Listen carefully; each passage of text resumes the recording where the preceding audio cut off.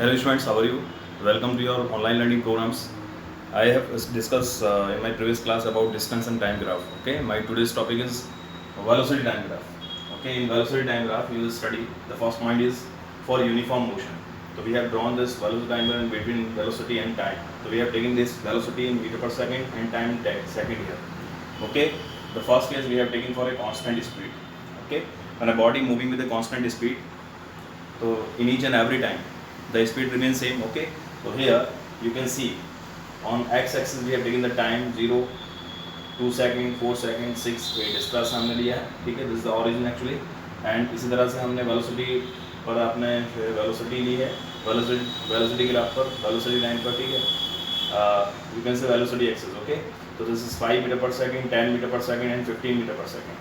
so we have taken a body moving with this velocity 15 meter per second. Okay, in each and every okay second you can see here in 2 seconds, after 2 seconds the speed of the velocity, speed of the body is 15 meter per second, and after 4 seconds the speed is 15 meter per second, after 6 seconds the speed is same, and after 8 seconds the speed is same here. So you can see the speed remains same. Okay, and you get the straight line which is parallel to x axis. Okay, this show the constant speed.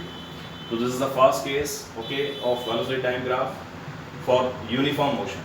Either you can say uniform motion or motion in which body moving with a constant speed. Clear? Now second case is for uniform accelerated motion.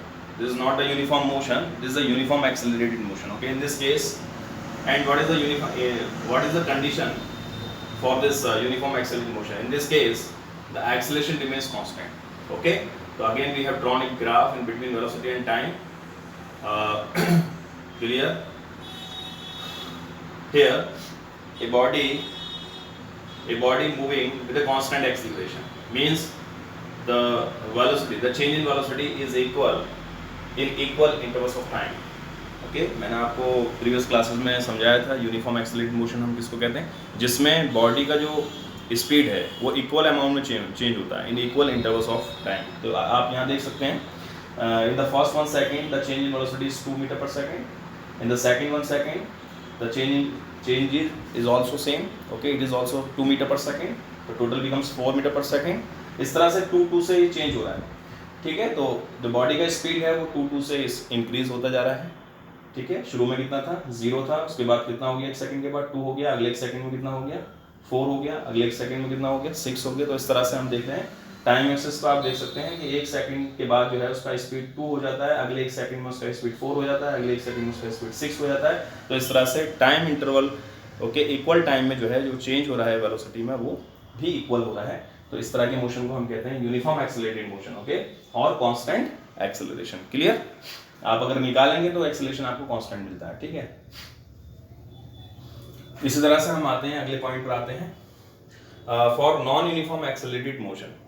Non uniform accelerated motion के case में क्या होगा कि जो speed में change होगा वो unequal होगा in equal intervals of time. Either the change in velocity या change in speed is equal in unequal intervals of time, और the change in velocity equal in unequal intervals of time. Clear? तो दोनों ही cases में आप इसको explain कर सकते हैं. Either you can take velocity equal और टाइम अनइक्वल, और you can take velocity unequal और टाइम इक्वल. तो इस तरह से आप इसको डिफाइन कर सकते हैं यूनिफॉर्म एक्सेलरेटेड मोशन को. तो इस तरह से हम देखते हैं वेलोसिटी टाइम ग्राफ पर हमने क्या लिया है, वेलोसिटी एक्सिस पर हमने वेलोसिटी ली है मीटर पर सेकंड में, और टाइम एक्सिस पर हमने टाइम लिया है जो कि सेकंड में लिया है. ठीक है नहीं? तो फर्स्ट आप ये देखेंगे 4 सेकंड बाद जो चेंज हो रहा है कितना हो रहा है, टाइम का चेंज हुआ. तो for the first case the change in velocity is 10 in 4 second. ये आपको याद रखना है कि यहाँ पर जो टाइम चेंज हुआ, ये आप देख रहे हैं वेलोसिटी ग्राफ पर, आप देख रहे हैं चेंज इक्वल है. यहाँ भी 10 का चेंज हो रहा है, यहाँ भी 10 का चेंज हो रहा है, यहाँ भी 10 का चेंज हो रहा है. इसी तरह से आप देख रहे हैं 0 से 10 हो गया, 10 से 20 हो गया, 20 से 30 हो गया. तो 10 का चेंज हो रहा है यहाँ पर. लेकिन ये जो चेंज हो रहा है वो अनइक्वल इंटरवल्स ऑफ टाइम में हो रहा है, क्योंकि जो फर्स्ट टाइम चेंज हुआ है वो 4 सेकंड में हुआ है, और नेक्स्ट जो 10 चेंज हुआ है वो कितने सेकंड में हुआ है, 6 में से 4 लिया 2. ठीक है, तो 2 सेकंड में चेंज हुआ है जो नेक्स्ट 10 चेंज हुआ है. और उसके बाद जो थर्ड 10 चेंज हुआ है वो 1 सेकंड में हुआ है. तो यहाँ पर आप देख रहे हैं 6 से 7 हो गया, तो 1 सेकंड में, यहाँ पर 1 सेकंड में 10 का चेंज हो गया. यहाँ 2 सेकंड में 10 का चेंज हुआ है, यहाँ 4 सेकंड में 10 का चेंज हुआ है। तो इस तरह से हम देख रहे हैं जो चेंज है वो अनइक्वल इंटरवल ऑफ टाइम में हो रहा है, ठीक है नहीं। तो ये नॉन यूनिफॉर्म एक्सेलरेटेड मोशन होगा। और आप इसमें देखेंगे स्पीड जो है वो इंक्रीजिंग ऑर्डर में आपको मिलती है। कैसे स्पीड इंक्रीजिंग ऑर्डर में मिलेगी? क्योंकि फर्स्ट जो टाइम चेंज होने में 4 सेकंड टाइम लग रहा है और नेक्स्ट टाइम चेंज होने में कितना टाइम लग रहा है, ठीक है, कम हो गया टाइम, कितना हो गया, 2 सेकंड हो गया। उसके बाद नेक्स्ट, उसके बाद जो अगला टाइम चेंज हो रहा है उसको और कम टाइम लग रहा है चेंज होने में, कितना हो रहा है, 1 सेकंड। इस तरह से हम देखें स्पीड जो है वो इंक्रीजिंग ऑर्डर में आपको मिलती है, ठीक है नहीं। इसके बाद अगला केस है आपका इसी का, जो कि स्पीड्स, ठीक है, स्पीड्स के यहाँ पर हम इसको डिफाइन करते हैं। यहाँ पर स्पीड डिक्रीजिंग ऑर्डर में है। This is also for the non uniform accelerated motion, okay. यहाँ आप देखेंगे, इसमें आप देख रहे हैं कि फर्स्ट 2 सेकंड में जो स्पीड में चेंज हुआ है वो 4 मीटर पर सेकंड का चेंज हुआ है, ठीक है नहीं, दिस इज द 4। और अगले नेक्स्ट हमने यहाँ पर टाइम इक्वल लिया है, टाइम इक्वल लिया है और इस इक्वल इंटरवल ऑफ टाइम में जो चेंज हो रहा है वो अनइक्वल है। यहाँ पर हमने टाइम अनइक्वल लिया है लेकिन चेंज जो है वो इक्वल लिया है, ठीक है नहीं। और दोनों ही जो है वो नॉन यूनिफॉर्म एक्सेलरेटेड मोशन को रिप्रेजेंट करते हैं, ठीक है नहीं। तो in this case also in the first 2 second the change is 4, in next 2 second the change is 7 minus 4 is 3, okay, in third 2 second the change is what, 9 minus 7, ठीक है, 2 का चेंज हुआ, यानी फर्स्ट 2 सेकंड में 4 का change हुआ है, second 2 second में 3 का चेंज हुआ है, नेक्स्ट 2 सेकंड में 2 का चेंज हुआ है और लास्ट 2 सेकंड में कितना चेंज हुआ है, 1 का चेंज हुआ है, ठीक है ना। तो इस तरह से हम देख रहे हैं यहाँ पर स्पीड जो है वो डिक्रीजिंग ऑर्डर में है। Clear students?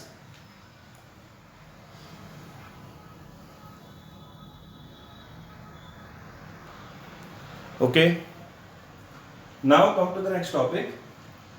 जैसे कि मैंने आपको डिस्टेंस टाइम ग्राफ के केस में समझाया था कि इस तरह से हम जो है डिस्टेंस टाइम ग्राफ से स्पीड फाइंड करते हैं, ठीक है नहीं। अब यहाँ पर आप देखेंगे हम डिस्टेंस टाइम ग्राफ से तो स्पीड फाइंड करते हैं, यहाँ हम फाइंड करेंगे डिस्टेंस वेलोसिटी टाइम ग्राफ से, ठीक है नहीं। तो वेलोसिटी टाइम ग्राफ से हम क्या फाइंड करते हैं,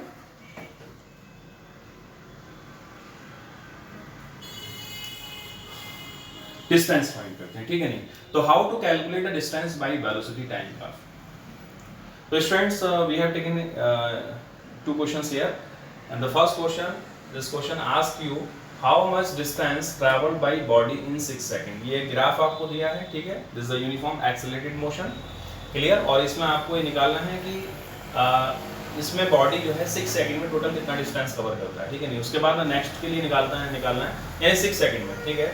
यहाँ टाइम दिया हुआ है तो 6 सेकंड में इस बॉडी ने, जो कि यूनिफॉर्म एक्सेलरेटेड मोशन से मूव कर रहा है, 6 सेकंड में टोटल डिस्टेंस उसने कितना कवर किया उसको हम इससे फाइंड करेंगे। इसी तरह से हम 3 to 6 यानी कि 3 से 6 सेकंड के बीच में, 3 और 6 के बीच में उसने जो भी डिस्टेंस कवर किया वो निकालना है हमें। तो एक तो टोटल डिस्टेंस निकालना है, टोटल टाइम में जो भी डिस्टेंस कवर किया, ठीक है, और हम इस लास्ट 3 सेकंड में जो डिस्टेंस कवर किया वो भी निकालना है, ठीक है। तो हम देखते हैं कि डिस्टेंस निकालने के लिए पहले आपको फॉर्मूला मालूम होना चाहिए। जैसे कि आपको मालूम है speed is equal to distance upon time होता है, तो डिस्टेंस इज इक्वल टू हो जाएगा सिंपली स्पीड इनटू टाइम, ठीक है नहीं।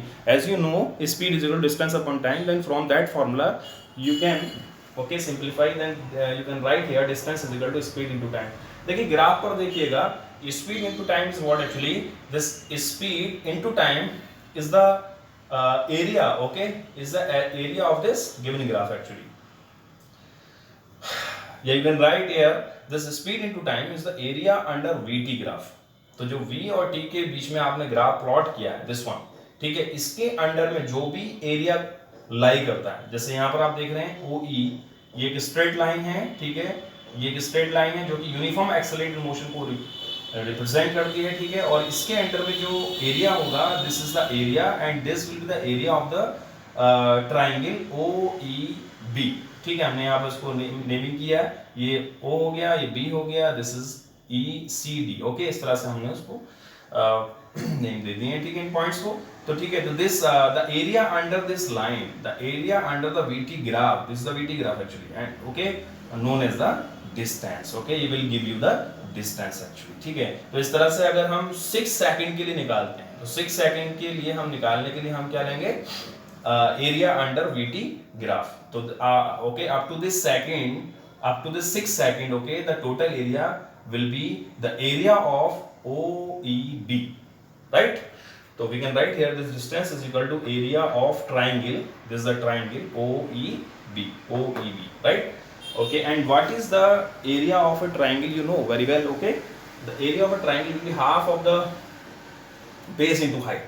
Half of the base into height means this is the base of this triangle OB, and BE is the height of this triangle. Okay, so you can write here this half into OB into BE, and OB is what?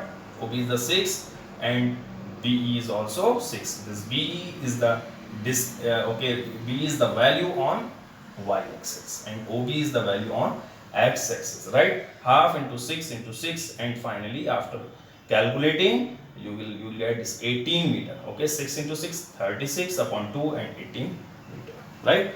This is the distance, this is the total distance covered by the body, okay, for this 6 second. Clear, students? Now come to the second part of this question. What is the second part? In second part, the question asking you how much distance traveled by body in 3 to 6 seconds. Okay, so now you will find the distance, you will find the area actually, okay, for last 3 seconds, 3 to 6 seconds. Okay, so the 3 to 6 seconds, the area will be this one, students. This will be the area for last 3 seconds. Okay. Clear, students? Now, how we can find this total area? As you know, this DCE is the triangle and this ABCD is the rectangle. Okay, the area under this line up to E, actually from D to E, इस line के under में जो भी area cover हो रहा है, तो वो एरिया क्या होगा? वो area will be that area will be the sum of this triangle and rectangle. Okay, so you can write here the distance is equal to area of triangle DCE. Actually हम last 3 second के लिए निकालने जा रहे हैं. पहले हमने निकाला था टोटल 6 सेकंड के लिए. ठीक है, जब टोटल 6 सेकंड के लिए क्या होगा? एरिया पूरा कंप्लीट एरिया आपने लिया था इस ट्राइंगल के. ठीक है, इस ट्राइंगल में जो भी एरिया कवर हो रहा है, इस ट्राइंगल का एरिया आप कह सकते हैं. ठीक है, ये under this BT graph actually जो भी एरिया कवर हो रहा है उस एरिया के लिए आपने डिस्टेंस फाइंड किया था. यहाँ पर हम निकालने जा रहे हैं लास्ट 3 सेकंड के लिए. ठीक है, तो इसके लिए हम कैसे निकालेंगे? इसके लिए जो एरिया आ रहा है टोटल, वो एरिया इस ट्राइंगल और रेक्टेंगल के सम के बराबर आएगा. ठीक है, नहीं तो area of triangle DC and plus area of rectangle ABCD, right? तो ट्राइंगल का आपको मालूम है half into base into height. Base is DC and height is CE. Okay, या ईसी. ओके, इसी तरह से हमने रेक्टेंगल का निकाला multiplication of two sides actually, AB and AD. Yeah, you can write here this AD into DC, right? This side into this side. So DC, as you know, this DC is equivalent to this one 3 second. DC किसके equivalent है? AB के equivalent है. AB is 3. इस तरह से EC is what? This EC on this is the value on y-axis, so it will be 3. 3 से 6 आप लिखिएगा, it is 3 actually. So 3 into 3, and इसी तरह से आपने AD निकाला. AD is this one 3. And what is DC? DC is 3 also. Okay, clear? 3 into 3. So finally this 3 into 3 9 upon 2 plus 9.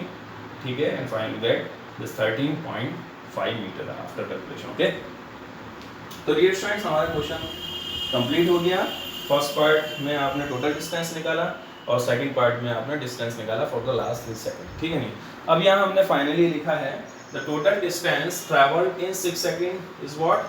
18 meter. ठीक है ना, 18 मीटर क्या है? ये टोटल डिस्टेंस है traveled in 6 seconds. ठीक है, इस तरह से for the last 3 seconds the distance covered is 13.5 meter, right? उसके बाद you can also find the distance traveled in first 3 seconds. ठीक है, नहीं आप निकाल सकते हैं क्योंकि लास्ट 3 सेकंड में आपको मालूम हो गया कितना डिस्टेंस कवर किया. ठीक है, और टोटल टाइम में उसने जो भी डिस्टेंस कवर किया वो भी आपको मालूम है. तो इस तरह से आप फर्स्ट 3 सेकंड के लिए निकाल सकते हैं. Therefore the distance travel in first 3 second will be 18 minus 13.5, it will be 4.5 metre. Clear students? ये एक्स्ट्रा वर्क हो गया, लेकिन ये भी इंपॉर्टेंट पार्ट है. कभी कभी थर्ड पार्ट में आपसे क्वेश्चन पूछा जा सकता है कि भाई फर्स्ट 3 सेकंड में बॉडी ने कितना डिस्टेंस कवर किया, तो आप इसको भी निकाल सकते हैं. ठीक है, एग्जाम में ये पूछा जा सकता है आपसे. ठीक है, तो इस तरह से मैंने आपको इसको क्वेश्चन में मेंशन नहीं किया है, लेकिन मैंने यहाँ पर इसको कैलकुलेट करके निकाल दिया है. ठीक है, फर्स्ट 3 सेकंड के लिए, right? Okay, now the second question is what? A body moving with a constant speed of 4 metre per second. देखिए स्टूडेंट्स, आपको मालूम है कांस्टेंट स्पीड के लिए एक स्ट्रेट लाइन आती है, ठीक है, इससे पहले मैंने आपको ग्राफ बताया था, और वो पैरेलल होती है, किसके एक्स एक्सिस के पैरेलल होती है। तो कांस्टेंट स्पीड का जो ग्राफ बनाएंगे वो स्ट्रेट होगा और एक्स एक्सिस के पैरेलल होगा, ठीक है नहीं। तो आपने सबसे पहले ग्राफ देखा आपने, this is the parallel to X axis, so this shows the constant speed, ठीक है। And what the value of this constant speed, actually it is 4 metre per second, यानी कि जो बॉडी का स्पीड है वो 4 रहता है in each and every time. यहाँ 1 सेकंड बाद देखते हैं 4 है, 2 सेकंड बाद 4 है, 3, इस तरह से आप लिख रहे हैं कांस्टेंट स्पीड को शो करता है। Now find out the total distance travel in 5 second, ठीक है। तो हमें क्या निकालना है इस क्वेश्चन में, हमें इसमें टोटल डिस्टेंस निकालना है, ओके, जो कि 5 सेकंड में कवर किया हो, ठीक है। टोटल 5 सेकंड में जो भी डिस्टेंस है वो आपको निकालना होगा। Means what, you are going to find out the distance, and distance will be equal to the area under VT graph. So VT graph is this straight line actually. Now what is the area under this VT graph? Will be this one. Will be this one. This is the total area under this VT graph, right? And which is the area of rectangle? Which is the area of rectangle OABC, right? So this is the area of rectangle OABC, right, students? Okay, and you can easily find out the area of this rectangle, and the area of rectangle will be the product of the two sides actually, this OC and BC. OC into CB and BC, and OC is 4, this OC is 4, and this CB is 5, right? This CB is 5. Clear? So OC is the value on y-axis and CB is the value on x-axis, right? So 4 into 5 is 20 meter. Clear, students? These are the two questions, okay? इस तरह से आप और भी numericals को study कर सकते हैं। एनसीईआरटी की बुक में एग्जाम्पल्स में भी आपको दे रखे हैं, डिस्टेंस निकालने के लिए काफ़ी ग्राफ दिए हुए हैं, और एक्सरसाइज आप कीजिएगा, ठीक है। मैं आपको कराऊंगा एक्सरसाइज, लेकिन आप भी प्रैक्टिस कीजिएगा। There are so many problems, okay, based on this topic. Thank you.